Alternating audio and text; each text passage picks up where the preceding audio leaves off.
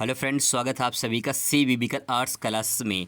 आज के इस वीडियो में शिक्षा शास्त्र के मोस्ट इम्पॉर्टेंट जो लॉन्ग क्वेश्चन है उसका पीडीएफ आपको देने वाले हैं और यहाँ पे जो लॉन्ग क्वेश्चन है उसको पूरा अच्छे से आपको बता देंगे। अगर आप ये पूरे लॉन्ग क्वेश्चन तैयार कर लेते हैं तो उस बात की पूरी गारंटी दोस्तों कि इसी लॉन्ग क्वेश्चन में से आपको देखने को मिलेगा। यहाँ पे दोस्तों आपको बता दें कि अगर लॉन्ग क्वेश्चन आप तैयार कर लेते हैं तो इससे कई सारे फ़ायदे होते हैं, जैसे कि आपका इसमें बहुविकल्पीय क्वेश्चन भी कवर हो जाता है, आपका जो अति लघु क्वेश्चन होता है ये भी कवर हो जाता है और इसमें जो लघु क्वेश्चन पूछा जाता है ये भी कवर हो जाता है, साथ साथ में लॉन्ग क्वेश्चन तैयार होता ही है। तो अगर आप इस पूरे चैप्टर को जो है मतलब पूरे इस वीडियो को देख लेते हैं तो हर चैप्टर से लिएगा जो इम्पोर्टेंट क्वेश्चन है आपको पता चल जाएगा और आप अगर इसे तैयार कर लेते हैं तो आपका क्वेश्चन जो है इसी में से आएगा, इस बात की पूरी गारंटी लेते हैं। क्योंकि मैंने जो क्वेश्चन सेलेक्ट किया है वो कई सारे मॉडल पेपर से, प्रीवियस ईयर पेपर से, क्वेश्चन बैंक से, किताबों से, एनसीईआरटी बुक से अच्छे से जो है सेलेक्ट किया है ताकि जो है आपके पास जो क्वेश्चन आए वो सभी क्वेश्चन आपके बोर्ड एग्जाम में ज़रूर आएँ। ऐसे मैंने सेलेक्ट किया है। तो चलिए शुरुआत करते हैं। सबसे पहले देखिए यहाँ पे क्वेश्चन आपको समझना है और ध्यान में रखना ये है कि क्वेश्चन पैटर्न सिर्फ चेंज करता है, पैटर्न चेंज करके इसके बाद वही क्वेश्चन अगले साल जो है पूछा जाता है। तो जैसे मान लीजिए यहाँ पहला क्वेश्चन आप देख सकते हो कि प्राचीन काल में शिक्षा के क्या उद्देश्य थे। तो इस प्रकार से सवाल पूछा गया है। इसी सवाल को अथवा करके किसी दूसरे सेट में दूसरे साल में पूछा गया कि वैदिक काल में शिक्षा का उद्देश्य बताइए। क्वेश्चन थोड़ा सा पैटर्न चेंज कर दिया, यहाँ प्राचीन काल शिक्षा लिखा है, यहाँ वैदिक काल शिक्षा लिखा हुआ है। तो वैदिक काल शिक्षा ही प्राचीन काल शिक्षा होती है और उसका उद्देश्य क्या है, उसके उद्देश्य के बारे में बताना है। इसी सवाल को थोड़ा सा चेंज कर दिया, फिर अथवा करके अगले साल पूछा गया है कि वैदिक काल में शिक्षण की विधियां क्या थी। ठीक है, तो यहाँ पे शिक्षण विधि के बारे में पूछ लिया है। तो आपको ध्यान में रखना है दोस्तों कि ये कि जो कीवर्ड होते हैं उसको फोकस करना है। कीवर्ड इसमें क्या है, ये वैदिक काल शिक्षा, प्राचीन काल शिक्षा, ये कीवर्ड इसमें हो गया। तो आपको ध्यान में रखना कि वैदिक काल शिक्षा से संबंधित आपको उद्देश्य, उसकी शिक्षण विधियाँ, उसकी विशेषताएं जो है आपको पढ़ लेना है। उसी में से जो है आपका क्वेश्चन आएगा। बस क्वेश्चन घुमा देता है। क्वेश्चन बस मैं आपको ये दिखाना चाह रहा हूँ कि क्वेश्चन किस प्रकार से घुमा देता है और अगले साल वही घुमा के थोड़ा सा पूछ लेगा। लोग कन्फ्यूजन हो जाते हैं कि यार ये तो मैंने पढ़ा ही नहीं है। तो आपको कन्फ्यूजन नहीं होना है, इसीलिए मैं आपको यहाँ पे समझाने की कोशिश कर रहा हूँ कि क्वेश्चन किस प्रकार से पैटर्न थोड़ा सा चेंज कर देता है।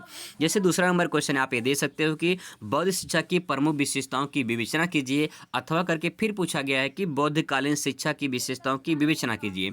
यहाँ पूछा है बौद्ध शिक्षा की प्रमुख विशेषता, यहाँ पूछा है बौद्धकालीन शिक्षा की प्रमुख विशेषता। बात वही है, थोड़ा सा यहाँ पे बस इतना कर दिया है, यहाँ बौद्ध शिक्षा लिखा है, यहाँ बौद्धकालीन शिक्षा लिखा है, बस इतना ही काम है इसमें।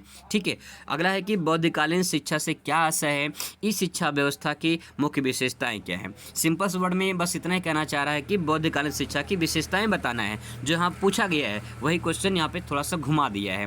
तो दोस्तों बस आपको क्वेश्चन का पैटर्न समझना है और आराम से जो है क्वेश्चन का आंसर देना है। जो आप तैयार करके जाओगे वही क्वेश्चन आएगा, बस आपको क्वेश्चन थोड़ा सा समझने की ज़रूरत है। अगला सवाल है कि वैदिक कालीन शिक्षा और बौद्धकालीन शिक्षा के बीच समानता एवं अंतर की विवेचना कीजिए, अथवा करके फिर पूछा है कि जो है वैदिक कालीन शिक्षा और बौद्धकालीन शिक्षा में तुलना कीजिए। वही बात यहाँ पे समानता का मतलब क्या होता है, अंतर बताना है, उनमें क्या समानताएँ हैं, क्या अंतर है ये बताना है। तो ही तुलना कर लेंगे तो समानता हो जाएगी, वही तुलना कर लेंगे तो अंतर हो जाएगा। ठीक है, आगे देखिए वैदिक कालीन शिक्षा और बौद्धकालीन शिक्षा की समानताओं और असमानताओं के बारे में बताना है।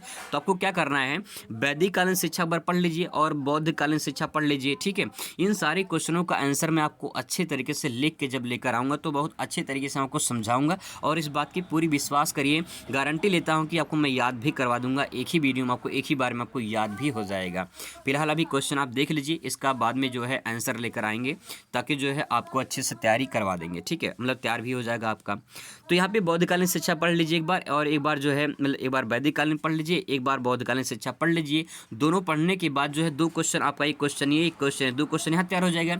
इसके बाद जो दोनों क्वेश्चन तैयार हो जाएगा तो इसमें जो है आप इसका जब अंतर पूछेगा तो आराम से अंतर लिख सकते हो। ठीक है, तो आपको करना क्या है, आप पहले वैदिक कालीन शिक्षा पढ़ लीजिए, फिर बौद्धकालीन शिक्षा पढ़ लीजिए। दोनों पढ़ने के बाद जो है फिर इसके बाद जो है आप इसके बारे में, इसकी तुलना, समानता, अंतर सब कुछ बता सकते हैं। ठीक है, आगे देखिए।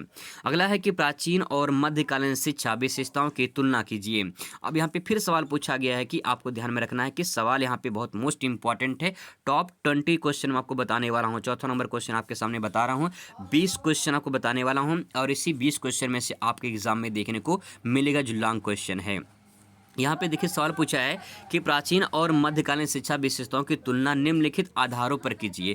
यहाँ पे कुछ पॉइंट निर्धारित कर दिए हैं, कुछ हेडिंग दे दिया है, बस आपको लिखना है। क्या हेडिंग दिया है? शिक्षा का उद्देश्य। आपको बताना यह है कि प्राचीन काल में शिक्षा का उद्देश्य क्या था, फिर बताना है कि मध्यकालीन शिक्षा में मतलब मध्यकालीन शैक्षिक व्यवस्था में जो है शिक्षा का उद्देश्य क्या था। इसके बाद बताना है कि वैदिक जो है प्राचीन या वैदिक काल में पाठ्यक्रम कैसा होता था, फिर बताना है कि मध्यकालीन में जो है पाठ्यक्रम कैसा होता था। ठीक है, फिर इसके बाद बताना है कि जो है शिक्षा केंद्र, मध्यकालीन में शिक्षा केंद्र क्या था और प्राचीन काल में शिक्षा का केंद्र क्या था। इस प्रकार से तीनों हेडिंग आपको यहाँ बता दिया गया है, बस उसके बारे में आपको लिखना है। ये आसान कर दिया आप लोग के, ये आसान हो गया है। बस शेडिंग आपको समझना है और उसके बारे में लिखना है। बहुत सिंपल आसान शब्दों में लिख सकते हो कि प्राचीन काल में और मध्यकाल में शिक्षा की व्यवस्था कैसी थी, यानी शिक्षा का उद्देश्य क्या था, उसमें पाठ्यक्रम कैसे होते थे और शिक्षा का केंद्र कहाँ होता, कहाँ लोग पढ़ाई करते थे। जैसे आज के डेट में आप विद्यालय जाते हैं, कॉलेज जाते हैं पढ़ाई करने के लिए, तो उस टाइम पर प्राचीन काल में मध्यकाल में लोग कहाँ जाते थे शिक्षा ग्रहण करने के लिए, उसके बारे में बताना है। इसी क्वेश्चन को अथवा करके पूछा है कि यहाँ पे प्राचीन काल और मध्यकालीन शैक्षिक विशेषताओं के तुलनात्मक अध्ययन के प्रस्तुत कीजिए। तो वही सिंपल सी बात यह है कि प्राचीन काल की और मध्यकालीन शिक्षा की विशेषताओं के बारे में तुलना करके बताना है। अगला प्रश्न यहाँ पे है, ब्रिटिश काल में भारतीय शिक्षा के क्षेत्र में विकास हुई विस्तृत विवरण दीजिए। तो कहा गया कि जब पहले देखिए, पहले जो है मुस्लिम काल आया, फिर ब्रिटिश काल आया। अब इसके बाद जो है ब्रिटिश काल में ये कहा गया कि भारतीय शिक्षा में क्या परिवर्तन हुआ, क्या विकास हुआ, उसके बारे में डिटेल में आपको यहाँ पे लिखना है। आगे देखिए क्वेश्चन नंबर यहाँ पे नेक्स्ट है, एनी बेसेंट के शैक्षिक विचारों का वर्णन कीजिए। अब यहाँ पे सबसे मोस्ट इंपॉर्टेंट क्वेश्चन आपके सामने आने वाला है, वो मोस्ट इंपॉर्टेंट क्वेश्चन जो हर बार दोस्तों पूछा जाता है, हर बार रिपीट होता है। यहाँ पे मैं जो क्वेश्चन आपको दिखाने वाला हूँ, जैसे एनी बेसेंट के शैक्षिक विचारों का वर्णन कीजिए, यहाँ पे हेडिंग दे दिया गया है, आपको हेडिंग लिखना नहीं पड़ेगा। इन्हीं हेडिंग के बारे में आपको दो 4 लाइन जो है लिखना होगा। ठीक है, इसके बाद दोस्तों आपको यहाँ पे देख लीजिए, इसमें से एक क्वेश्चन पक्का आएगा, चाहे गांधी जी के बारे में पूछ ले, ठीक है, चाहे जो है एनी बेसेंट के बारे में पूछ ले, चाहे जो है आप यहाँ पे देख लीजिए रविन्द्रनाथ टैगोर के बारे में पूछ ले, या फिर मदन मोहन मालवीय के बारे में पूछ ले, या फिर जो है आपका यहाँ पे देखिए जो है पर्यावरण शिक्षा संबंधित जो सवाल यहाँ पे दिया गया है। तो जो ये पॉइंट दिया है मदन मोहन मालवीय और उसके बाद जो है रविन्द्रनाथ टैगोर, उसके बाद गांधी जी और एनी बेसेंट, इसमें से एक क्वेश्चन तो पक्का आएगा। इसको आप अच्छे से देख लीजिए और इसको तैयार भी कर लीजिए। ठीक है, इसके बाद दोस्तों सवाल शुरू होता है यहाँ से, पर्यावरण शिक्षा की अवधारणा को स्पष्ट कीजिए। ये क्वेश्चन है, यहाँ से जो है पर्यावरण से संबंधित जो है सवाल बनते हैं और हर साल पूछे जाते हैं। आगे भी पर्यावरण से संबंधित सवाल है, जैसे आप यहाँ पे देख लीजिए किस प्रकार से क्वेश्चन घुमाया है, बस आप समझने की कोशिश करिए। मैं आपको वही दिखाना चाह रहा हूँ कि क्वेश्चन घुमाया कैसे है, अथवा अथवा करके पूछा गया है, तो उसका उद्देश्य क्या है अथवा करके पूछने का। क्वेश्चन थोड़ा सा घुमा देता है, बस लोग उसी में कन्फ्यूजन हो जाते हैं।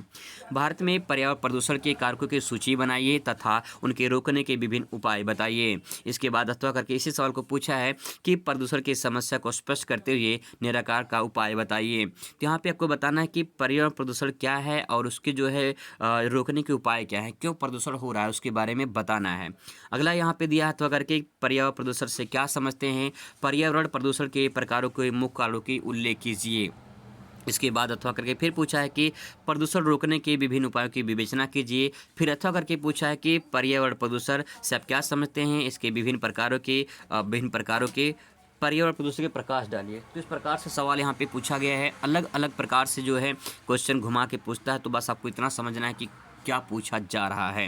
क्वेश्चन दोस्तों मोस्ट इंपॉर्टेंट है, ये वाला सवाल देख लीजिए अच्छे से कि नारी शिक्षा की समस्याओं पर प्रकाश डालिए। अथवा करके पूछा कि स्त्री शिक्षा के विकास में क्या क्या समस्याएं हैं। फिर अथवा करके पूछा है, अलग सेट में पूछा गया था कि भारत में बालिका शिक्षा की प्रमुख समस्याओं को या फिर अपने विचारों को प्रस्तुत कीजिए।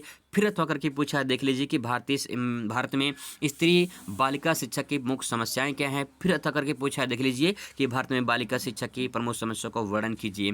दोस्तों मैं आपको इसलिए बता रहा हूँ यहाँ पे अथवा अथवा करके सवाल इसलिए पूछा गया है कि यूपी में कुल जो है यूपी में 7 सेट बनते हैं, और मैंने आपको शुरू में ही बताया था कि जो क्वेश्चन मैं बता रहा हूँ आपको, ये अलग अलग किताबों से, एनसीईआरटी बुक से, क्वेश्चन बैंक से, मॉडल पेपर से, प्रीवियस क्वेश्चन से मैंने उठाया है यहाँ पे।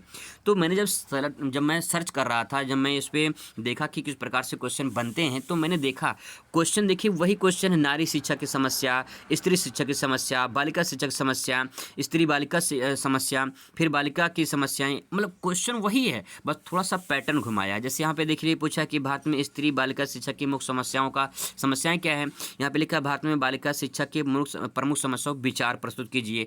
क्वेश्चन वही है, बस यहाँ पे आगे बढ़ा दे, विचार प्रस्तुत कीजिए अपने बारे में, मतलब अपने अपने वक्तव्य जो है, अपनी बातों को बताइए कि क्या भारतीय महिलाओं की शिक्षा में क्या समस्याएं हैं, इसके बारे में बताना है। तो क्वेश्चन वही है, बस सिर्फ घुमाया दोस्तों। मैं आपको बस यही एहसास कराना चाह रहा हूँ कि क्वेश्चन कैसे घुमाता है, ठीक है। आगे देखिए, भारत में निम्न शैक्षिक स्तरों कारणों की जो है व्याख्या कीजिए। इस प्रकार से सवाल देखिए यहाँ पे पूछा गया है। इसके बाद क्वेश्चन नंबर आता है अगला, सीखने से क्या तात्पर्य है, अर्थ और परिभाषा दीजिए। फिर अथवा करके देखिए पूछा है कि अधिगम से आप क्या समझते हैं। अधिगम का मतलब सीखना होता है, तो यहाँ पे चाहे सीखना पूछे चाहे अधिगम पूछे, बात एक ही होता है, ठीक है। देख लीजिए अथवा करके कैसे यहाँ पे सवाल पूछा गया है। और इसके बाद दोस्तों यहाँ पे आता है, ये क्वेश्चन इंपॉर्टेंट है, ये क्वेश्चन जरूर पूछा जाएगा, इसको आप तैयार कर लीजिए। इसका पीडीएफ जो है मैं आपको दे रहा हूँ, यहाँ पे क्वेश्चन पैटर्न आप देख लीजिए। ये क्वेश्चन पैटर्न है, 20 क्वेश्चन है, और इसका पीडीएफ चाहिए तो आप जो है इस नंबर पे व्हाट्सएप करेंगे 83 82 92 47 99। तो मैं आपको जो है यहाँ पे पीडीएफ अवेलेबल करा दूंगा। मिलते हैं ना वीडियो में, थैंक्स फॉर वॉचिंग।